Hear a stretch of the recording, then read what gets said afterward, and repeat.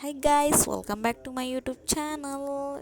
ಕಡಲೆಕಾಯಿ ಚಟ್ನಿ ಮಾಡೋದು ಹೇಗೆ ಅಂತ ಹೇಳ್ಕೊಡ್ತಾ ಇದ್ದೀನಿ. ಪುಟಾಣಿದು ಒಂದು ಹಂಚಿಟ್ಟಿದ್ದೇನೆ. ಹಂಚಿಗೆ ಸ್ವಲ್ಪ ಒಂದು 5 7 ಮೆಣಸಿನ್ಕಾಯಿ ಹಾಕಿ ಸ್ವಲ್ಪ ಎಣ್ಣೆ ಹಾಕಿ ಫ್ರೈ ಮಾಡಿದ್ದೇನೆ. ಅದ್ರ ಜೊತೆ ಸ್ವಲ್ಪ ಕೊತ್ತಂಬರಿನೂ ಹಾಕಿದ್ದೇನೆ.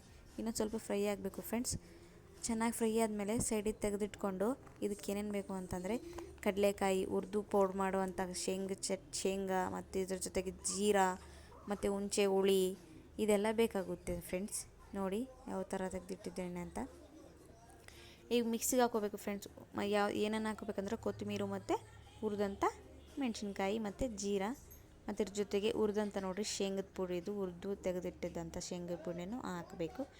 ಕಡಲೆ ಹಿಟ್ಟೂ ಹಾಕ್ಬೋದು ಫ್ರೆಂಡ್ಸ್. ಕಡಲೆನೂ ಹಾಕ್ಬೋದು. ನಾನು ಕಡಲೆ ಹಿಟ್ಟನ್ನ ಹಾಕ್ತಾಯಿದ್ದೀನಿ. ಕಡಲೆ ಹಿಟ್ಟು ಹಾಕಿ ಸ್ವಲ್ಪ ಮಿಕ್ಸ್ ಮಾಡಬೇಕು.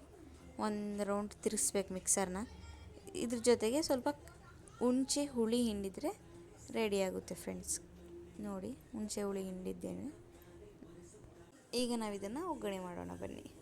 ನೋಡಿ ಸ್ವಲ್ಪ ಎಣ್ಣೆ ಹಾಕಿ ಸಾಸಿವೆ ಜೀರಿಗೆ ಎರಡರಿಂದ ಮೂರು ಹಸಿಕಾಯಿ ಒಣಮೆಣಸಿನ್ಕಾಯಿ ಹಾಕಿ ಸ್ವಲ್ಪ ಸಾಸಿವೆ ಜೀರಿಗೆ ಹಾಕಿ ಒಗ್ಗರಣೆ ಕೊಟ್ಟರೆ ಸ್ವಲ್ಪ ಕರಿಬೇವನ್ನು ಹಾಕ್ಬೋದು. ಹಸಿದಿದೆ ಒಗ್ಗರಣೆ ಕೊಟ್ಟರೆ ರೆಡಿ ಆಗುತ್ತೆ ನೋಡಿ ಫ್ರೆಂಡ್ಸ್. ಚೆನ್ನಾಗಿದ್ದರೆ ಲೈಕ್ ಮಾಡಿ, ಶೇರ್ ಮಾಡಿ, ಕಮೆಂಟ್ ಮಾಡಿ. Please subscribe to my channel.